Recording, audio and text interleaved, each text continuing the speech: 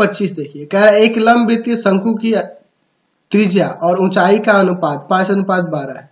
यदि उसका आयतन 314 घन मीटर हो तो उसकी तिर्यक ऊंचाई और आधार की त्रिज्या ज्ञात करें। तो मैं मान लेता हूं, माना शंकु की त्रिज्या कितना हो जाएगा जी, 5, त्रिज्या और ऊंचाई का अनुपात 5:12 है, तो त्रिज्या आपका हो जाएगा 5x। अच्छा, और ऊंचाई, शंकु की ऊंचाई जिसे हम लोग संकेत में h से लिखते हैं ना जी, वह 12x हो जाएगा। ठीक है, चलिए आगे देखते हैं तिर्यक ऊंचाई और हमें आधार की त्रिज्या निकालनी है। तो पहले हम लोग क्या करते हैं, हमारे पास आयतन दिया है शंकु का, उसको लेते हैं।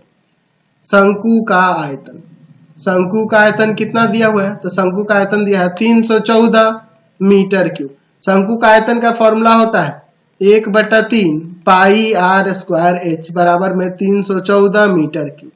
1/3 पाई की जगह पे क्या यूज करना है, तो क्वेश्चन में कह रहा है 3.14 r के जगह पे 5x का स्क्वायर हो जाएगा और h के जगह पर 12x हो जाएगा बराबर में 314 मीटर क्यूब। तो यहां देखिए मैं क्या करता हूं, 3 से काट दूंगा 12 को, 4 बार में कट जाएगा। तो 5 का स्क्वायर 25 और 25 चौका 100 में 303.14 से गुना करेंगे तो 314 आ जाएगा x क्यूब बराबर में 314 मीटर क्यूब। ये जाएगा भाग में, x क्यूब बराबर 1 मीटर का क्यूब आ जाएगा, यानी कि x का मान यहाँ से क्या आ जाएगा, 1 आ जाएगा। x का मान 1 मीटर हो गया, यानी कि अब हम लोग यहाँ से त्रिज्या ऊंचाई और तिर्यक ऊंचाई निकाल सकते हैं। तो हमारी त्रिज्या क्या हो जाएगी, वह क्या हो जाएगी, 5x थी ना, यानी कि 5 गुना में 1 मीटर, यानी कि 5 मीटर आ जाएगी, 5 मीटर हो जाएगी। अच्छा, उसके बाद ऊंचाई की बात कर लेते हैं।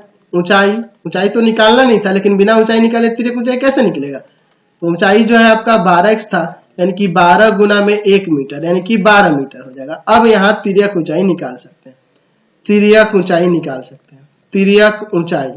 ऊंचाई यानी कि L का मान निकालना है। L बराबर हो जाएगा √h square plus r square, यानी कि √12 का स्क्वायर प्लस में 5 का स्क्वायर। 12 का स्क्वायर कितना होता है जी, 12 का स्क्वायर 144, 5 का स्क्वायर 25, जोड़ देंगे तो √169, यानी कि यहाँ से L जो आ जाएगा आपका 13 मीटर आ जाएगा। तिर्यक ऊंचाई 13 मीटर और त्रिज्या जो हो गई 5 मीटर हो गई। चलते हैं अब अगले क्वेश्चन पे, यही दोनों निकालना। चलिए अगला